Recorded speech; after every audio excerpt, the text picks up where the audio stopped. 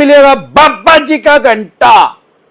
अगर पैसे हैं तो इनके पैसे दे दें, नहीं पैसे हैं तो रव केतु ग्रह तो क्या करेगा, दुनिया का कोई ग्रह धरती पे आके आपका कुछ नहीं बिगाड़ सकता। अनसिक्योर लोन में आता क्या क्या है, personal loan, business loan, education loan, कई बार ओडी लिमिट भी अनसिक्योर लोन बना देते हैं, अनसिक्योर पे ही दे देते हैं, या क्रेडिट कार्ड सबसे बड़ा दुनिया का अनसिक्योर लोन है। इन्होंने 50,000 का, लाख का, 2 लाख का अगर आपको क्रेडिट कार्ड की लिमिट दिया तो एक किस्म का पहले ही अनसिक्योर लोन अप्रूवल दे दिया इन्होंने। और उसमें ये आपका मैक्सिमम क्या कर सकते हैं अनसिक्योर लोन में। क्रेडिट कार्ड में तो ये मिलेगा इनको बाबा जी का घंटा। क्यों, पैसे नहीं है तो क्रेडिट कार्ड में तो कुछ भी नहीं कर सकते भाई। चेक तो दे नहीं रखा है तो चेक बाउंस कहां से करेंगे। ज्यादातर 99% आदमियों को ईसीएस भी नहीं लग रहे, क्योंकि ये बैंक खुद से ईसीएस नहीं लगाना चाहते। क्योंकि अगर बहुत से बैंक तो ऐसे हैं जिस किसी का करंट अकाउंट है तो उसके साथ ईसीएस को कनेक्ट ही नहीं करते, सेविंग अकाउंट के साथ करते हैं। इनको पता है सेविंग अकाउंट में तो पता नहीं पैसे होंगे कि नहीं होंगे, लेकिन जो आदमी बिजनेस व्यापार काम धंधा करता है उसकी आय चलाई अप डाउन उसमें होता रहता है, तो वहां से इनको पैसे निकलने का खतरा है। ये आपसे पैसा लेना ही नहीं चाहते, ये तो ब्याज लेना चाहते हैं, उसका इंटरेस्ट लेना चाहते हैं, जिसको मिनिमम बोलते हैं। पढ़े लिखे आदमियों का फुद्दू बनाया जा रहा है, मोहम्मद तुगलक बनाया जा रहा है लोगों का। अरे भाई, किसी रोड़ी बजरी ढोने वाले का, ठेले वाले का आज तक किसी का क्रेडिट कार्ड बना देखा है क्या? किसका क्रेडिट कार्ड है? बिजनेसमैन का, छोटे बिजनेसमैन का, बड़े बिजनेसमैन का, छोटी नौकरी करने वाले का, बड़ी प्राइवेट जॉब करने वाले का, गवर्नमेंट जॉब करने वाले का। क्योंकि सबसे ज्यादा प्रॉफिट इनको इसी में ही है। इनको ये पता है किसी दिन फंसेगा फिर ये मिनिमम देना शुरू करेगा। किस लिए मिनिमम देगा? अरे ये अपने सिविल को बचाने के लिए मिनिमम देगा। और एक दिन ऐसा आएगा फिर एक लोन और ले लिया, एक और ले लिया, क्रेडिट कार्ड और ले लिया, 2 ले लिए, 5 ले लिए। एक दिन ऐसा आएगा ना तो सिविल बचेगा और ना ही पैसे बचेंगे। अगर ऐसी क्रिटिकल सिचुएशन आ गई है या आने वाली है तो स्टॉप लॉस तुरंत प्रभाव से बंद कर दें। क्यों? अगर पैसे ही नहीं आते तो यार फाइनेंशियल डेथ हो जाने दे, तो फिजिकली डेथ होने से तो बचेगी। सबसे पहले क्या करेंगे, रिकॉल नोटिस भेजेंगे आपके पास। उससे भी पहले चवन्नी छाप कुत्तों फोन करने शुरू कर देंगे। आजकल चवन्नी छापी भी लगा रखी है इन्होंने।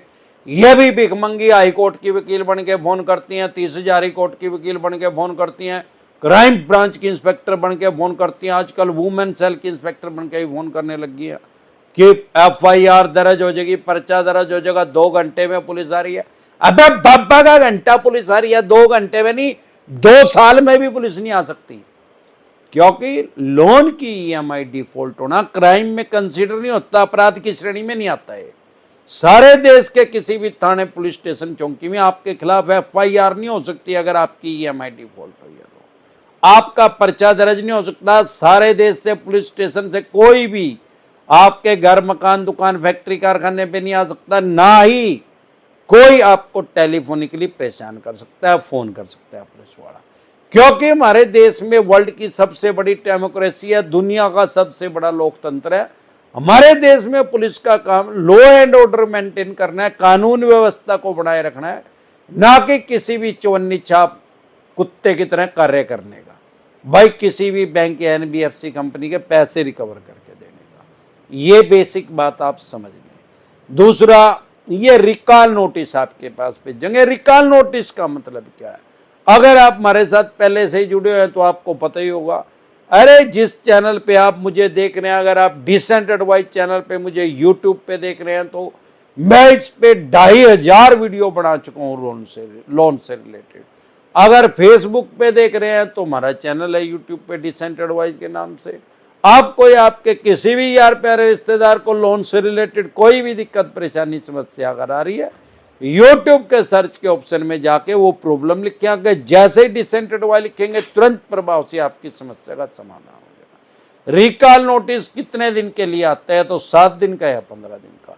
उसका मतलब क्या है? ये कानूनी रूप से आपको धमकी दे रहे हैं। अगर आपका 20 साल का लोन है, चाहे कोई आपका सिक्योर लोन भी है, अनसिक्योर है, 5 साल का, 1 साल दे दिया, ये कह रहे हैं अब 4 साल के पैसे सारे दो, ब्याज प्लंटी जुर्माना जो भी हमने लाया।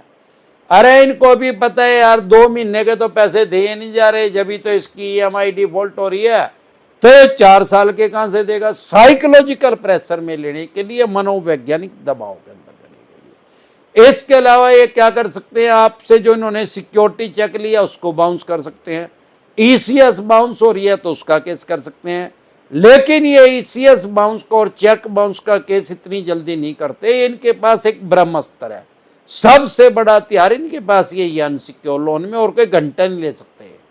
हाँ, उसको सबसे लास्ट में यूज करते हैं या उसको करते ही नहीं। इसीलिए इन चवन्नी छाप भिखमंगे जुआरी भिखारी जो है जीबी रोड के दल्ले हैं, इनको लगा रखा है इन्होंने। ये कुत्ते की तरह लोगों को भोंकते हैं, आम आदमी इनसे डर जाता है। लेकिन जिसने डिसेंट एडवाइस ली है, जिसको अपना राइट्स पता है, अधिकार पता है, वो इनको भिखमंगों को कुछ नहीं समझता। साथियों, दूसरा नोटिस ये क्यों कौन सा भेजते हैं, आर्बिट्रेशन का नोटिस भेजते हैं। क्यों नहीं चेक बाउंस करते, क्यों नहीं? वो चवन्नी छाप तो हर तीसरे दिन बोलते हैं कि चेक बाउंस होएगा, लेकिन वो करते क्यों नहीं? Be practical. आर्बिट्रेशन में क्यों उड़ जाते हैं? सोल आर्बिट्रेटर का नोटिस आ जाएगा। आर्बिट्रेशन की प्रक्रिया, आप दिल्ली रह रहे हैं मुंबई में होगी भाई, मुंबई रह रहे हैं चेन्नई में होगी भाई, चेन्नई रह रहे हैं गुजरात में होगी, गुजरात रह रहे हैं कश्मीर में होगी। क्यों? वाई? ताकि आपको साइकोलॉजिकल प्रेशर में लिया जा सके, मनोवैज्ञानिक दबाव में लिया जा सके। हमारे देश में सोल आर्बिट्रेटर नाम का कोई जज नहीं है। कश्मीर से लेकर कन्याकुमारी तक, आसाम से लेकर गुजरात तक, किसी भी जज का नाम सोल आर्बिट्रेटर नहीं है। इस पोस्ट पे लगाते किसको है? या तो किसी रिटायर जज को लगा लेंगे, या किसी रिटायर गजेटेड ऑफिसर को लगा लेंगे, या किसी सीनियर एडवोकेट को। अरे भाई, जब जज साहब रिटायर ही हो गए तो कलम की पावर तो खत्म होगी। तो आप एक बात समझ लें कि ये हैं कौन? ये बैंक या एनबीएफसी कंपनी के ऑफिसर हैं, उनके लिए काम करते हैं। वैसे तो ये आर्बिट्रेशन की प्रक्रिया जो है, ये मध्यस्थ है, मीडिएटर है।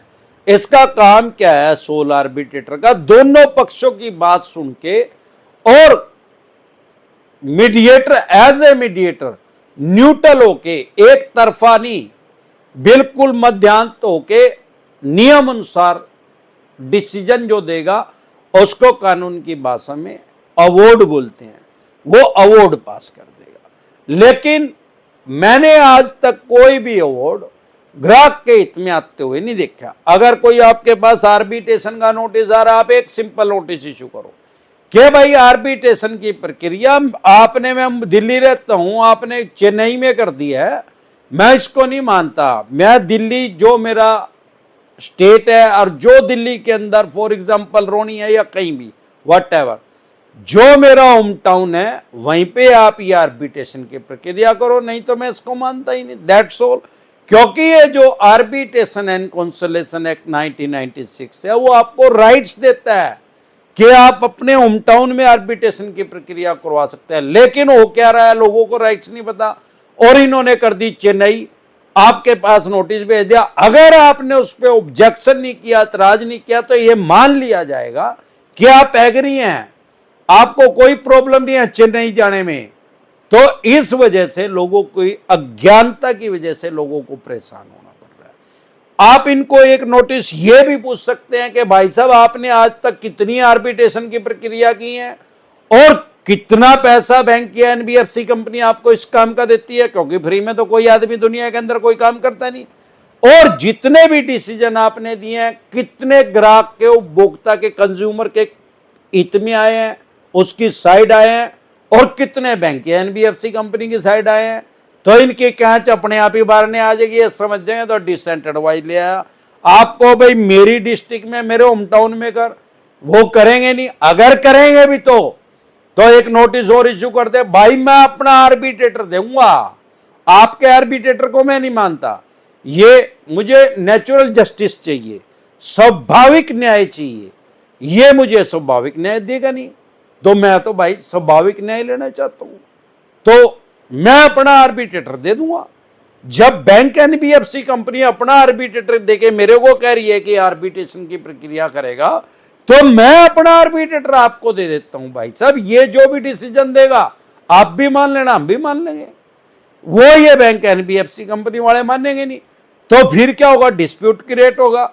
भाई जा, फिर इनको जाना पड़ेगा हाई कोर्ट में, हाई कोर्ट से जाके इनको आर्बिट्रेटर नियुक्त करवा के लेना पड़ेगा, एक थर्ड पार्टी, जो ना बैंक का आदमी होगा ना आपका। उसमें सालों की प्रक्रिया है, वो एक दिन में नहीं होता वो काम। तो इसलिए ये चवन्नी छाप कुत्ते उठाए गिरे भिखमंगे पाड़ा रखे हैं। डरे घबराए नहीं, इसमें ज्यादा से ज्यादा चेक बाउंस हो जाता है, और वो भी लास्ट में करते हैं। और करोड़ों आदमियों को इन्होंने किया भी नहीं है। जो कम अमाउंट है उसमें ज्यादातर नहीं करते, उसको राइट ऑफ कर देते हैं। आपको राइट ऑफ के बारे में जानना है तो राइट ऑफ डिसेंट एडवाइस लिख के वीडियो देख लें। सिर्फ दो तरह के नोटिस को कभी भी अवॉइड ना करें। 138 जिसको चेक बाउंस बोलते हैं सामान्य बोलचाल की भाषा में, ये बेलेबल ऑफेंस है, जमानती अपराध है। सेम डे जमानत हो जाती है, बाय एंड जमानत हो जाती है। आप इसको इग्नोर कर रहे हैं, बार बार इग्नोर कर रहे हैं। तो ये जो चेक बाउंस की धारा है, ये पहले आपका बेलेबल वारंट इश्यू होगा कोर्ट से, फिर नहीं जा रहे हैं नॉन बेलेबल हो जाएगा, मतलब गैर जमानती, फिर भी नहीं जा रहे हैं, बार बार इग्नोर कर रहे हैं, तो आपको पीओ घोषित कर दिया जाएगा। सामान्य बोलचाल की भाषा में भगोड़ा कहते हैं। तब आपको कम से कम 14 दिन के लिए न्यायिक हिरासत में जाना पड़ेगा। इसके अलावा अगर आपके पास सरफेसी एक्ट 2002 के अकॉर्डिंग नोटिस आ रहा है, 13(2) का, 13(4) का, सिंबॉलिक पोजेशन का, फिजिकल पोजेशन का, इसको कभी भी हल्के में ना ले, कभी भी इसको इग्नोर ना करें।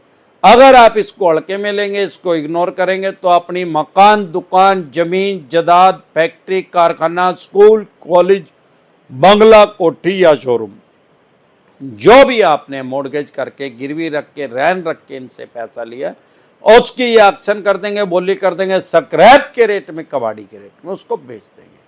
लेकिन अगर आपको अपने राइट्स और अधिकार पता है, तो आप अपनी प्रॉपर्टी का लीगल वे में जाके अपनी प्रॉपर्टी का बचाव कर सकते हैं। साथियों, अगर आपका केसीसी का लोन है, खेती किसानी से संबंधित कोई लोन है, तो आपके ऊपर सरफेसी एक्ट इंप्लीमेंट नहीं होता, लागू नहीं होता। अगर 20% से पैसे कम रह गए तब भी सरफेसी एक्ट इंप्लीमेंट नहीं होता। 50% से ज्यादा पैसे जा चुके हैं तो आप इनके खिलाफ डीआरटी में जा सकते हैं, यह भी कोर्ट का नाम है। इसके अलावा अगर आपकी 3 ईएमआई डिफॉल्ट हो गई हैं तो आपके पास सरफेसी एक्ट का नोटिस आ गया होगा। 2 ईएमआई डिफॉल्ट हुई हैं तो 3 के बाद आ जाएगा। एक भी ईएमआई डिफॉल्ट नहीं हुई है तो अगर आपकी क्रिटिकल सिचुएशन आ गई है, आपकी ऐसी फाइनेंशियल कंडीशन खराब हो गया किसी भी कारण से, तो तुरंत प्रभाव से एडवाइज लें, क्योंकि प्रिवेंशन बेटर देन क्योर। इलाज से हमेशा परहेज बेहतर है। अगर आप हमारे से पर्सनल मीटिंग करना चाहते हैं, पर्सनल एडवाइस लेना चाहते हैं, तो 5 स्टेटों में हमारे ऑफिस हैं। अगर आप दिल्ली से देख रहे हैं तो कुंडली में पर्सनल मीटिंग कर सकते हैं, हरियाणा से देख रहे हैं तो एनसीआर में कर सकते हैं, मुंबई से देख रहे हैं तो गोरेगांव में कर सकते हैं, पंजाब से देख रहे हैं तो लुधियाना में कर सकते हैं, गुजरात से देख रहे हैं तो अहमदाबाद, दिल्ली दरवाजा में कर सकते हैं। एक और हमारे से पर्सनल पर मीटिंग करने का क्या प्रोसेस है, या टेलीफोनिकली एडवाइस भी आप ले सकते हैं। आपकी स्क्रीन पे कमेंट बॉक्स के अंदर एक नंबर आया हुआ है 9306347314। इस नंबर को सेव करके डायरेक्ट कॉल करें, कोई रिप्लाई नहीं आएगा। व्हाट्सएप कॉल करें, कोई रिप्लाई नहीं आएगा। व्हाट्सएप मैसेज करेंगे तो तुरंत प्रभाव से रिप्लाई आएगा कि कैसे आप हमारे से पर्सनल मीटिंग कर सकते हैं, पर्सनली एडवाइस ले सकते हैं, टेलीफोनिकली एडवाइस ले सकते हैं, या अपनी बेल करवा सकते हैं, जमानत करवा सकते हैं। कश्मीर से लेकर कन्याकुमारी तक, आसाम से लेकर गुजरात तक अमरदीप कादियान के पैनल पे एडवोकेट काम कर रहे हैं। उसकी क्या फीस होगी वो इसी नंबर पे मैसेज करके आप पता कर सकते हैं। नंबर मेरी टीम के पास होता है। एक बार जोर से मिलकर नारा लगाएंगे, बोल पे गंजे टकले, जय ससुराल वालों की।